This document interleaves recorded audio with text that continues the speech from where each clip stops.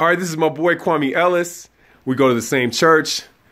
He's my role model for fitness and kind of what I want to look like when I get older, and I'll explain that in a minute. Kwame, go have a seat. Have a seat in your own house. I guess I'll go ahead and tell it.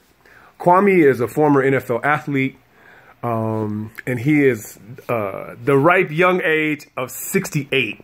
And I always say this is what I want to look like, you know, when I'm 68. But what I wanted to do is just start out, Kwame, with what's a typical workout week for you? Well, it just varies from day to day. Usually on Monday, which after the strenuous weekend, I usually go like boot camp for an hour and just do an hour of cardio. Okay. That boot camp that we went to? Yes. You still doing that every week? Still do that. Whew. Three times a week. 3 times a week? 3 times a week, right. Jesus. And just come home and just relax a little bit and do some things around the house. And that evening, just go for a short walk, about 2.5 miles. And come home and stretch, and that's like my Monday. Tuesday's a lot different than Monday. And then I'll probably go to the gym, do light weights, high reps, no more than an hour. I'm not trying to outlift anybody in there because like I'm 68, I ain't going there. I'm just going to look toned. Okay. And that's Tuesday. And then again, I'll come back home again and do some more stretching. Stretching is important. Stretching and drinking lots of water. Okay. Okay. Wednesday is back to like pretty much the same as Monday. Go back to boot camp in the morning and probably go again in the evening. Now tell me, for the people that didn't go through boot camp, can you tell me what's the average age of the people in boot camp? Anywhere from probably, I say like 17, 18 till my age, to 60s. Yeah, but you're on the outlier. I mean, the average age, probably late 20s, early 30s? Yeah, about that. Yeah. I was like, yeah, you kind of stretching the data points there. Got some old school folks up in there. But it wasn't that many. When you went, there wasn't that many. Okay. But lately, there's been a lot more elderly people coming. Okay. Doing the same thing that we did? Doing the same thing that we did. Okay. Same thing. Woo! Okay. And what I like about it, you're competing against yourself. You're not competing against anybody else, and it's you the one that's, when you look yourself in the mirror, this is what I did, and this is where I need to be at. Okay. And you got great people around you, great coaches, that push you on so you can reach your potential. But I mean, you guys are doing high impact cardio. You're doing floor work. You're doing a lot of stuff. Push-ups. Push-ups, a lot of stuff. Yeah. Squats, the whole bit, but no weights. Okay. The only weight you're pushing is your body weight. So, what is your motivation? I mean, you're 68. I mean, a lot of people are retired. They got 2 rocking chairs, assisted living facility. What is your motivation?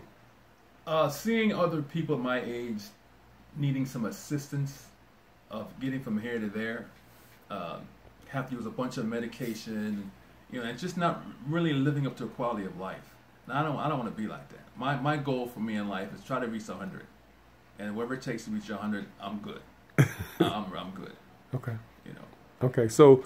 I mean, as I said in the beginning of the program, you started out with what most people dream about, being an NFL athlete. And I think if you told me correctly, it was the Jets from Grambling, yes, under the legendary coach, who I can't think of his name right now, Eddie Robinson. And you told me you ran a 4.3. I still trying to conceptualize 4.3. Let me tell you, coming from the East Coast to the South, of course, this guy's a lot faster. And they had me running with the lineman because he said I was too slow. Then he put me on the fat man's table. With something that you do your regular workout with everybody else, and after everybody leaves, you got to run stadium steps. And after a while, things got real intense. So if you want to play, you got to step your game up a little bit more. And I was more scared of getting hit. How much did you weigh? I went to school weighing 200, and I went down to 185. Okay. 185. Okay, so how tall are you? I'm 6'1", 1.5". 6'1" and 200. You was fat. Yes, I was fat. What position? Fat. What position? Oh, wide receiver. Okay, 6. That's what they would want right now. Yeah. Wide receiver with Samito, but he said you was fat. Yeah. And 4'3", and you had to run with the lineman. Yeah. A different day. So you got drafted. Well, actually, before I ran the 4.3, I was like a 4.5, 4.4. Okay. So I ran with some of the other receivers that was just as fast as I was. I mean, you get 1.43, you got 5 others with the same thing. Yeah. It's just how bad do you really want it? Okay. So I had to. Sometimes guys go to bed at night, and at 10 o'clock to 12 o'clock at night, I'm running stadium steps to increase my speed up a little bit. Okay. You know, So I mean, you go from there, and tell me about your story of getting drafted by the Jets. I didn't get drafted by the Jets. Okay. I played at Grambling. I got hurt. Transferred to Morgan State in Baltimore, Maryland. Okay. Didn't play any sports at all. I focused on my degree. I was on my way I had a scholarship to Rutgers and to Howard. Oh, wow. Law Okay. School. Okay. So I was playing flag football against Bubba Smith's team. So, and I did exceptionally well against the team. So he asked me, are you in the league? You're going to the league? I told him no. He said, well, here's an address. I'm going to have these people contact you. So I got a letter in the mail saying, hey, we have a one-day tryout. And are you coming? I said, yeah, I'll be there. So I just went like crazy. Everything was like run, lift some weights, run, get my speed up. So I went there and I did extremely well. And they said, hey, we'll give you a summer contract, something small. If things pans out, then hey, we'll sign you. So I went through the whole preseason. With which team? Jets. Okay, with the Jets. Yeah, okay. And I ended up getting cut 4 days before the season started. Okay. It was a business decision. Okay. A little upset at first, but hey, now I look back at it, it was a good decision. It was a good decision. You're a practice dummy? Yeah. No, I wasn't a Rudy, anything like that. Okay. Just getting the other teams ready, and I did all right. Okay. All right. So how would you say the rigor of basically being at a professional level, how has that influenced what you do now? 45 years later? At the time, being healthy, that really wasn't in the back of my mind. It's just do like everybody else does and just get out there. But as I got older and seeing people around, my peers around me are just, dying because of this and dying because of this ailment and this is wrong with them and that's wrong with them. And I said, no, I don't think I want to go there. Okay. So I'm going back to homecoming and see some of the fellows I went to college with. They were like, wow, I'm older than you and you're looking like you're pregnant. I mean, come on, what have you been doing with yourself? So I said, well, hey, I'm glad. I'm going to keep that mindset. And, I like people tell me, oh, you look pretty good and you're how old? And I get off on that. Yes, I look good. Thank you. But I'm humbled. I don't want to say, hey, look at me, I'm Mr. It. I'm not doing that for that. I'm doing it because I want to live longer. Right. I got grandchildren I want to hang out with. I got kids, and I mentor to an 11-year-old, and he keeps me going. And it's just a mindset. You got to stay fit. You can't stay fit pushing a walker or got a cane. Right. I know things happen. Injuries happen and stuff like that. But it's how you take care of your body, how you eat, what you put in there. And there's no sense of working out and then, hey, I got to go to McDonald's or fast food and just destroy everything you did for a whole hour, putting all that garbage back into your body. Got it. What as you've gotten older, what kind of adjustments have you made to the way that you work out? Because you're saying right now that boot camp, like I said, average age of those people is like probably late 20s. What kind of adjustments have you made as you've gotten older? Not to try to compete with everybody else. Okay. Because I'm competing against myself. Because the only thing you're going to do is hurt yourself. Okay. I'm not going to put a whole bunch of weights on there and try to lift it.